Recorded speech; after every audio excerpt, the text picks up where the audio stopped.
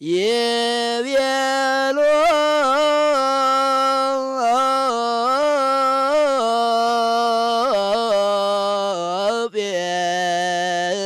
ጴጥሮስ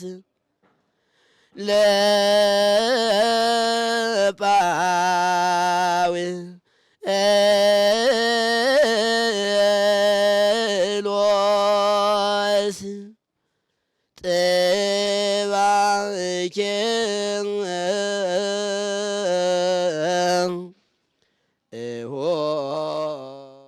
በስመ አብ ወወልድ ወመንፈስ ቅዱስ አሐዱ አምላክ። በመላው ዓለም የምትኖሩ የእግዚአብሔር ቤተሰቦች የቅድስት ቤተክርስቲያን ልጆች ሁላችሁም በያላችሁበት ጽንፈ ምድር የእግዚአብሔር ሰላምታ ይብዛላችሁ። እንደምን አላችሁ? እንደምን ከረማችሁ?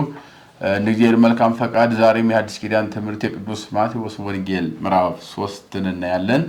ምዕራፍ 3 ምን ይላል? ምን ይናገራል? በውስጡ ምን አለው? እኛስ ከዚህ ምን እንማራለን? ለህይወታችንስ እንዴት አድርገን ነው ምን ተረጎመው? ጥቅሙን እንዴት አድርገን ተርጉመን እንጠቀም የሚለውን ነገር እናያለን በዚህ ምዕራፍ ውስጥ ማለት ነው።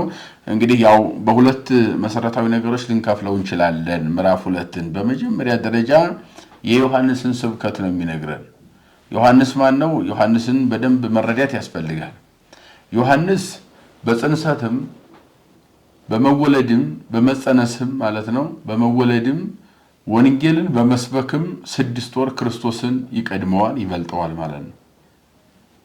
በባህሪ መለኮቱ እግዚአብሔር የዮሐንስ ፈጣሪ ነው። በባህሪ የሥጋ ደግሞ ዮሐንስ ይበልጠዋል ክርስቶስን ማለት ነው። በሌላ አባባል በሉቃስ 1 ላይ በደንብ ማንበብ ይቻላል።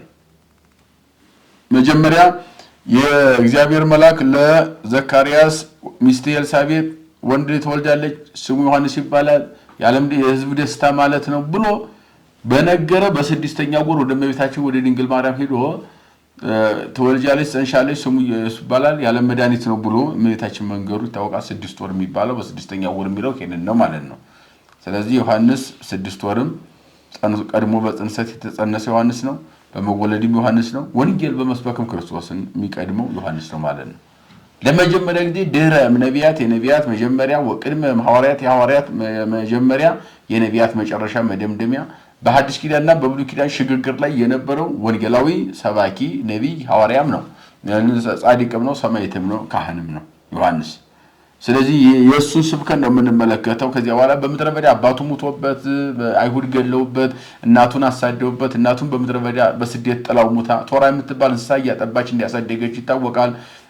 ከዚያ በኋላ ዮሐንስ ግን ወንጌል እየሰበከ በ30 ዓመቱ በዮርዳኖስ መገለጡ ነው። ከአራዊት ጋር አድርጎ ወንጌል የሰበከ ነው ዮሐንስ ማለት ነው።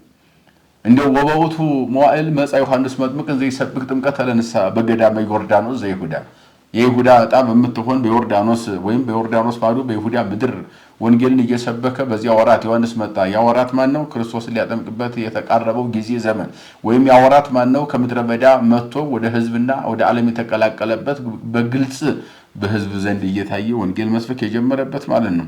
በሚሰብክም ጊዜ እንዘይብል ነስሑ እስመ ቀርበት መንግስተ እግዚአብሔር የእግዚአብሔር መንግስት ቀርባለችና ንስሐ ግቡ እያለ ይሰብክ ነበር።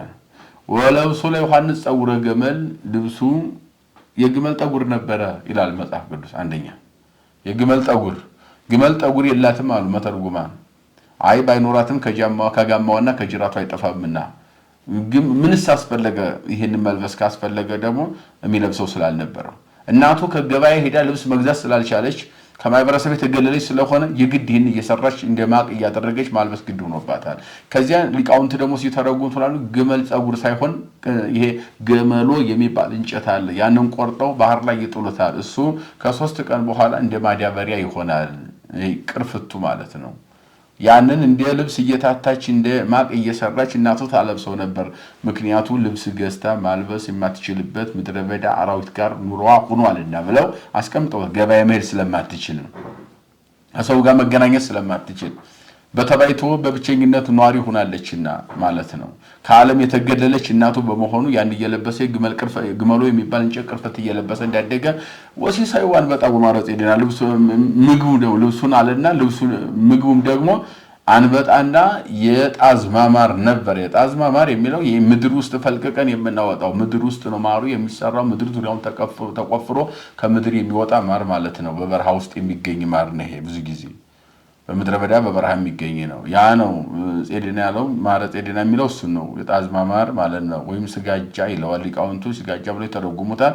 በምድረ በዳ የሚኖር የሚገኝ ማር መሬት ውስጥ ተቆፍሮ የሚወጣ ማለት ነው። በሌላ አባባል ደግሞ አንበጣ የሚለው ሲተረጉም ሊቃውንትስ ከንብ የተገኘ ማር ለማለት ነው ብለውታል አንዳንድ ሊቃውንት። ምክንያቱም በሀገራቸው ንቡን አንበጣ ይሉታልና ስለዚህ ከንብ የተገኘ ማር ነው ሲሉ፣ ሌሎች ደግሞ መተርጉማን ደግሞ ከዚህ ለየት ባለ ሁኔታ አቀራረብ ሲተረጉሙ ደግሞ አንቦጣ የሚባል ረጅም ዛፍ እንደገና ቅጠሉ ሰፋፊ እንደ ዋርካ አይነት ቅጠል ያለው ዛፍ ነበረ። ይሄ ቅጠሉ ጣፋጭ ነው የዛፉ። ያንንም ቆርጣ እናቱ ኤልሳቤጥ ታደርቀዋለች። ቅጠሉን ካደረቀችው በኋላም በድንጋይ እየፈጨች በውሃ እየበጠበጠች እንደበሱ እያጠጣች ያሳድገዋለችና ለምን እህል ገዝታ መመገብ የማትችልበት ዓለም ስለነበር ያለችው ብለው ሊቃውንት ይህን ያስቀምጣሉ ሲተረጉሙት። ወቅናቱ ዛዲ ውስጥ ታቁየሁ እንደገና በወገቡም ጠፍር ይታጠቅ ነበር። አዎ ጠፍር ታጥቆ ነው። ይሄ የመናንያን አምሳል ብቻ ሳይሆን አራያ ስለሆነ ማለት ነው።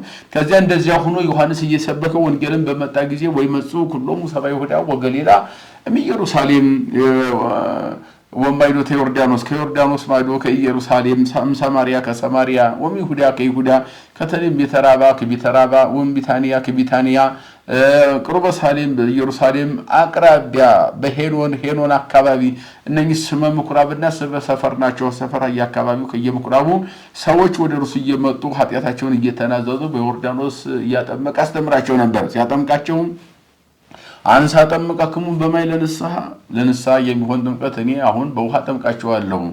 ዘይመጽም ድሬ ጸንምኔ ከኔ በኋላ ግን ከኔ በኋላ የሚመጣው ከኔ ይበረታል። ዘይጊደልውን ይፍታቶታና ሰኒው የእግሩን ጫማ ልፈታ ጠፍሩን ልፈታ የማይገባኝ የእግሩን ጫማ ወይም ልሸከም የማይገባኝ ወይም ከእግሩ ጫማ ስር እንኳን ልቆም የማይገባኝ ከኔ የሚበረታ ከኔ በኋላ ይመጣል እያለ ሰዎችን ማስተማሩን እነሱም ደግሞ ኃጢአታቸውን እየተናዘዙ መጠመቃቸውን ይነግረናል ማለት ነው። ይህን እየነገራቸው ግን እነሱ እየመጡ እየተናዘዙ ሁሉ አብርሃም አባት አለን እያሉ ይመኩ ስለነበር አብርሃም አባት አለን በማለት ብቻ የምትጸድቁ የምትድኑ አይምሰላችሁ። ከነኚህ ድንጋዮች ለአብርሃም ልጅ ማስነሳት ይችላል። እናንተን አጥፍቶ እሱን ማስነሳት ይችላል። እግዚአብሔር መሐሪ ይቅር ባይ ነውና የአብርሃምን ልጆች በማለት ጽድቅ የለምና የአብርሃምን ስራ መስራት አለባቸው አልሰራችሁም እያለ እንደመከራቸው እንደገሰጻቸው እንዲያስተማራቸው ይነግረናል። ይህን እያለ ዮሐንስ በዮርዳኖስ ህዝቡን እያስተማረ እየመከረ በነበረበት ሰዓት ጌታችን አምላካችን ኢየሱስ ክርስቶስ 30 ዓመት ሲሞላው ከገሊላ ወደ ዮርዳኖስ መንጣቱን ገሊላ ያደገበት ነው ክርስቶስ። ናዝሬት ገሊላ ቤተልሔም የተወለደበት ገሊላ አገሩ ነው። ናዝሬት ከተማው ነው። ቤተልሔም ሰፈሩ ነው። በዚያ ተወልዶ ነው ያደገው። በዚያው ተወልዶ ካደገ በኋላ 30 ዓመት ሲሞላው ወደ ዮሐንስ ወደ ዮርዳኖስ ጉዞ ማድረጉንና ዮሐንስ ጋር በዮርዳኖስ መገናኘታቸው ይናገራል። ምን ሊያደርግ ሊጠመቅ ነው። ከማን? ከዮሐንስ ነው። ለምን ዮሐንስን አላለውም? መታጥመቀ ማለት እየቻለ ፍጡር የፈጠረውን ማዘዝ እየቻለ ለምን እሱ ወደዚህ ሄደ? ቢሉ ትምህርተ ትሕትና ነው ብለውታል ሊቃውንት። ስለ ትሕትና ነው። ክርስቶስ ከናዝሬት ገሊላ ወደ ዮርዳኖስ ሄዶ ባይጠመቅ ኖሮ ዛሬ ነገስታት መኳንንት ቤታችን መታቸው አጥምቁ፣ ልጆቻችንን ካህናቱ ቤት እየመጡ ያጥምቁ እንጂ ወደ ቤተክርስቲያን አንሄድም ባሉ ነበረ። ለዚህ አብነት ለመሆን ማንኛውም ፍጡር መሪም ይሁን ተመሪ ሄዶ መጠመቅ ማስጠመቅ እንዳለበት ወደ ቤተክርስቲያን የሚበልጥ በዚህ ምድር ላይ ምንም አይነት መንግስትም ስልጣንም እንደሌለ ለማጠየቅ ነው ብለዋል። ዮርዳኖስ የቤተክርስቲያን ምሳሌ ነው። ክርስቶስ የሚመናን ምሳሌ ነው። ዮሐንስ ደግሞ የካህናት ምሳሌ ነው። ዮርዳኖስ የተመረጠበት ቦታ ለምንድነው ከተባለ ደግሞ ዮርዳኖስ በምሳሌም ዋንተኒ ዮርዳኖስ ዘገባይ ከድሬ ተብሎ አስቀድሞ በነቢዩ በዳዊት የተነገረ ዮርዳኖስ ወደ ኋላ ተመለሰ ተብሎ የተነገረው ስላለ ያ ትንቢት ይፈጸም ዘንድ ነው። እንደገና በአንጻሩ እንደገና ምሳሌም ነበረ። ኢዮብ ከደዌ የተፈወሰው በዮርዳኖስ ሄዶ ተጠምቆ ነው። ነኤማን ሶርያዊ የተፈወሰው በዮርዳኖስ ተጠምቆ ነው። ይህንን ዮርዳኖስ ምሳሌውና ትንቢቱም አወቀ አስነግሮ አስተምሮ ሰብኮ ስለነበረ ያይፈጸም ዘንድ በጋሪ ጌታችን ኢየሱስ ክርስቶስ በዚያ መገኘቱን ነው። ሌላ ውሃ ለምን ተመረጠ የሚለው ሊቃውንት አባቶቻችን ማይሰረኩ ብለኩሉ በውሃ የተጠመቀው በማር በወተት በሌላ በተከበረ ነገር መጠመቅ ሲገባው ሰማይና ምድርን የፈጠረ በስጋ መጥቶ ለምን በውሃ ተጠመቀ ቢሉ ማር ወተት የተለያየ የተወደዱ ነገሮች በዚያ መጠመቅ ችሎ ቢሆን ወይም አድርጎት ቢሆን ያንን ቢያደርግ ኑሮ ዛሬ ድሃዎች ማርና ወተት ባለመኖራቸው የተወደደ ነገር ባለመኖራቸው ልጅነትን ሳያገኙ ይቀሩ ነበር። ስለዚህ ማይሰረኩ ለሁሉ ውሃ ግን ለሁሉም የተገኘ ከአደባባይ ከዙፋኑ እስካለ ንጉስ በአደባባይ እስከወደቀ ጽንስ ድሃ ድረስ ሁሉም ዋን እኩል ስለሚያገኙት ሁሉን እኩል ያገኘው ዘንድ ልጅነትን ሁሉም ያገኙ ዘንድ አድሎ የሌለበት አምላክ ነውና ሁሉንም እኩል ለማድረግ በውሃ መጠመቁን ይነግረናል ማለት ነው።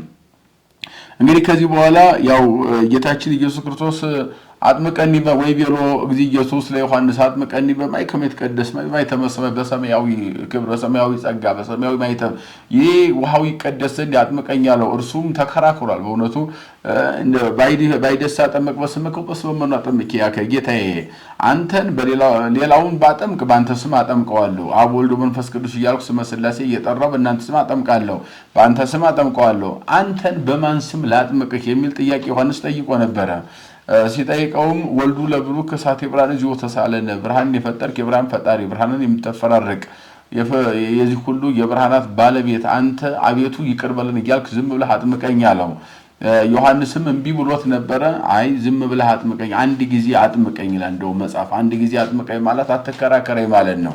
እኔም በባሪያው እጅ ተጠመቀ ተብሎ ትትናዬ ሲነገር ይኖራል አንተም ጌታውን አጠመቀ ተብሎ መጥምቀ ክርስቶስ ተብለ ሲነገርልህ ይኖራል በሚል በዝርዝር ይህን ከነገረ በኋላ ዮሐንስ ጋር ተስማምቶ ጌታችን ወደ ማይከለይ ዮርዳኖስ ገብቶ የዓለማትን ውቅያኖሶች በመዳፉ የሚሰፍር እግዚአብሔር በአንዲት ትንሽ የበሬ ግንባር በመታከል በዮርዳኖስ ባህር ላይ ቆሞ ሰማይና ምድርን የፈጠረ እሱ መጠመቁን ዮሐንስ ማጥመቁን ከተጠመቀ በኋላ ጌታችን ከውሃው ሲወጣ መንፈስ ቅዱስ በአምሳለ ርግብ ከሰማይ መውረዱ አብ በሰማይ ሆኖ የሚወደው ልጄ ነው እሱን ስሙት ብሎ መመስከሩ ወልድ በተለየ አካሉ በለቢሰ ሥጋ በዮርዳኖስ መጠመቁን ነገረ ሥላሴ በጎላ በተረዳ ምስጢረ ሥላሴ ከነ ስሙ ከነ ምስጢሩ በዝርዝር የተገለጸበት የመጽሐፍ ቅዱስ ክፍል እንደሆነ ይህንን በደንብ ያስረዳናል ማለት ነው።